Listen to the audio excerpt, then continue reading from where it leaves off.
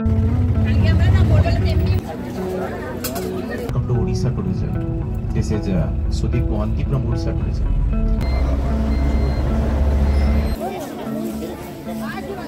নমস্কার, কেমন আছেন সবাই?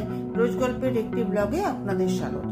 আমাদের পুরী ভ্রমণের তৃতীয় দিন, আর আজ আমরা দেখতে যাব পুরীর বাইরে অর্থাৎ ভুবনেশ্বরের অন্তর্গত সেই সমস্ত জায়গাগুলো, সেগুলো সেই মতো আমরা ঠিক 6:30টার মধ্যে হোটেল থেকে বেরিয়ে পড়লাম আর একটা টোটো ধরে চলে আসলাম পান্থনিবাসে। আসলে পান্থনিবাস হলো একটা হোটেলের নাম। এখানে এসে উড়িষ্যা গভর্নমেন্টের যে বাসগুলো, যেগুলো ট্যুর করায়, সেই বাসগুলো এসে দাঁড়ায়। তো ঠিক 7:45টার মধ্যে আমাদের বাস চলে আসছে। আমরা যে বাসটাতে যাব সেটা হচ্ছে 2x2 এসি বাস। বাসটা খুবই সুন্দর ছিল আর অনেকটাই বড় ছিল। বাসে বসে যে আমরা জার্নি করেছি তাতে আমাদের কোনো অসুবিধা কিন্তু হয়নি। আমরা আমাদের টিকিটের যে নির্দিষ্ট সিট ছিল সেই সিটে কিন্তু আমরা বসে পড়লাম।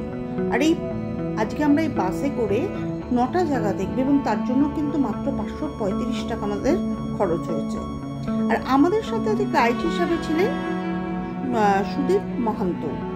তিনি আমাদের পুরো ট্যুরটাকে কন্ডাক্ট করেছিলেন এবং কিভাবে ট্যুরটা হবে সেইভাবে কিন্তু আমাদেরকে পুরোটা বুঝিয়ে দিয়েছিলেন। আমাদের আজকের এই ট্যুরটার নাম ছিল গোল্ডেন ট্রায়াঙ্গেল, অর্থাৎ আমরা আগে ভুবনেশ্বর যাব, তারপরে কিন্তু পুরী দেখব। আমরা ঠিক 8:30টার মধ্যে ব্রেকফাস্টের জন্য এসে দাঁড়ালাম।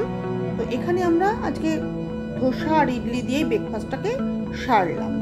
যেহেতু ধোসাটা তো আমাদের একদমই পছন্দ হয়নি, কারণ ধোসার ভেতরে একদম বাঁধাকপির তরকারি ছিল, কোনো ধোসার যে পুষ সেটা ছিল না। যাই হোক, ব্রেকফাস্টে আমরা আবার রওনা হলাম। আমরা আজকে যাব পুরীর থেকে 55 কিলোমিটার দূরে ধৌলগিরি পাহাড়ে শান্তিস্তূপ দেখতে। তো এই জন্য আমরা একটা বাস স্ট্যান্ডে এসে দাঁড়িয়েছি। এখান থেকে কিন্তু আর একটা ছোট বাসে করে, এটাও ওটিডিসির বাস, এই বাসে করে আমরা ওই পাহাড়ের ওপর উঠবো। ওনারা বললেন যে বছর 3 আগে এখানে এই বড় বাসে অ্যাক্সিডেন্ট হয়েছে বলে এখন আর বড় বাস ওপরে ওঠে না, ছোট বাসে করে যেতে হবে। কিন্তু আমাদের এর জন্য আলাদা কোনো কিন্তু পে করতে হয়নি। অনেকগুলো সিঁড়ি চড়েই আমরা ওপরে ধৌলি পাহাড়ের ওপরেই কিন্তু উঠে পড়লাম। আর সেখানে একটা সাইডে জুতো রেখে এবার আমরা চলে যাব বৌদ্ধ শান্তিস্তূপ দেখতে। সম্রাট অশোক যখন কলিঙ্গ জয় করলেন তখনই কিন্তু তিনি এই শান্তিস্তূপটা তৈরি করেছিলেন। এর উপর থেকে কিন্তু সেই কলিঙ্গ যুদ্ধের ক্ষেত্রটাও কিন্তু আমরা দেখতে পাবো।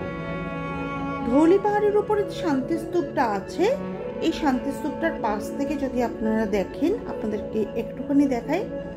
এই যে সামনে যে জলধারাটা রয়েছে, এই যে জলধারাটা, একে বলা হয় হচ্ছে রক্ত নদী, কিন্তু এখন একে বলা হয় দয়া নদী।